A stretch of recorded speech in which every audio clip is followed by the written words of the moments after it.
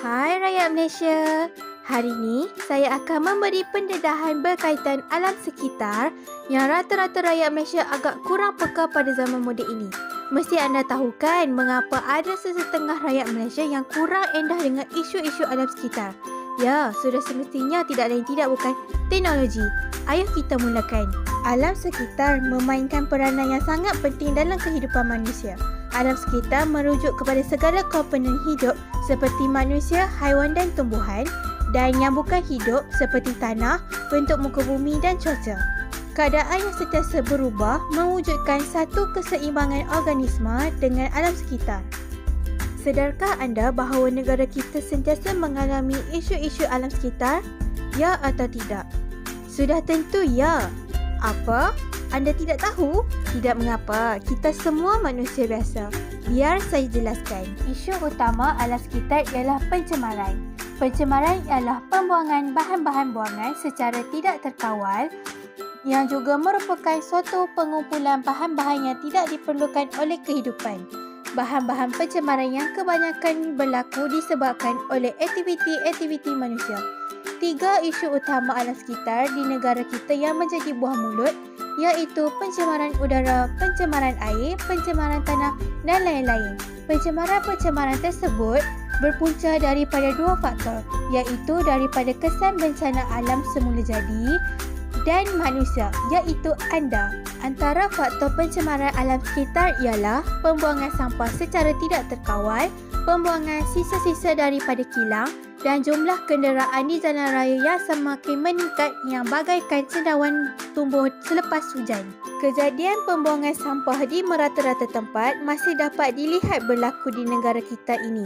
Walau bagaimanapun, seperti mana yang telah diperhatikan, jenis sampah yang sering dibuang di merata-rata tempat adalah sampah yang terdiri daripada sisa-sisa makanan, termasuk bahan-bahan bungkusan makanan dan minuman. Jenis sampah seperti ini, jika dibiarkan, akan menyebabkan keadaan sekeliling berbau busuk dan seterusnya menarik perhatian tikus dan lalat yang mana merupakan pembawa penyakit. Barang-barang yang dibuang itu juga selalunya terdiri daripada bekas-bekas yang boleh menangkung air dan menjadi tempat pembiakan nyamuk.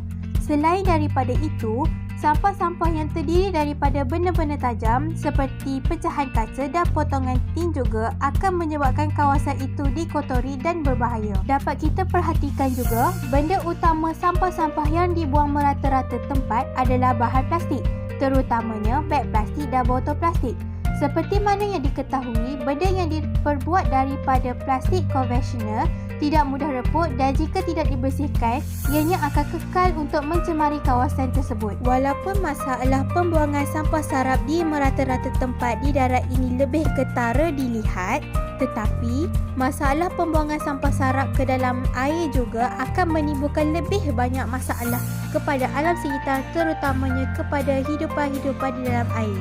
Seterusnya, pembuangan sisa-sisa kilang berlaku akibat perbuatan pihak atau individu yang tidak bertanggungjawab yang hanya memikirkan periuk nasi sendiri tanpa memikirkan kesan kepada kualiti pengudaraan dan sungai maupun laut di Malaysia. Kebiasaannya, sisa-sisa daripada kilang yang dibina berhampiran tepi sungai akan dialirkan terus ke dalam sungai untuk melupuskan sisa buangan dengan cara yang lebih mudah dan asap-asap yang mengandungi bahan toksik juga dilepaskan ke udara tanpa membuat penapisan. Kesannya, bahan-bahan kimia dan sisa-sisa toksik juga akan mencemarkan sungai dan udara sekaligus akan merendahkan kualiti air serta meningkatkan API udara iaitu Air Pollution Index, malah hidupan-hidupan akuatik juga mati dan menyebabkan eutrofikasi. Di samping itu, di Malaysia, jumlah kenderaan di jalan raya adalah sebanyak 9.3 juta yang menyebabkan pengeluaran gas berbahaya iaitu 16.2 tan karbon monoksida dan 2 tan sodium dioksida pada setiap hari. Pengeluaran asap kenderaan berlaku dengan serius akibat kesesakan lalu lintas kerana asap masih tetap dikeluarkan ke udara walaupun kenderaan tidak bergerak. Tambahan pula, jumlah kenderaan di jalan raya akan menyebabkan peningkatan jumlah asap yang dikeluarkan dari pipe exhaust kenderaan dan seterusnya berlegar-legar di atmosfera dan terperangkap di lapisan ozon. Kesannya, pemanasan global berlaku yang menyebabkan keadaan bumi menjadi panas, ekosistem terganggu, banjir berlaku secara kerap dan juga berlakunya kejadian alam yang tidak normal.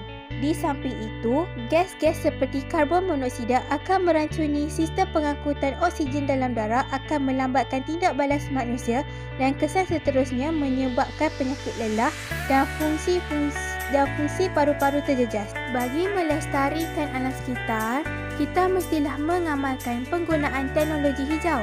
Pertama, penggunaan kereta hybrid dan kereta elektrik.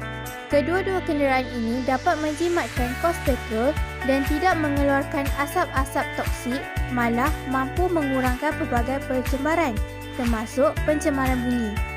Seterusnya, kita juga perlulah mengamalkan konsep 3R, iaitu reuse, guna semula, recycle, cita semula dan reduce, mengurangkan. Perkara ini dapat membantu kita mengurangkan pembuatan bahan plastik, kaca dan kertas yang mengambil berjuta-juta tahun untuk dilupuskan.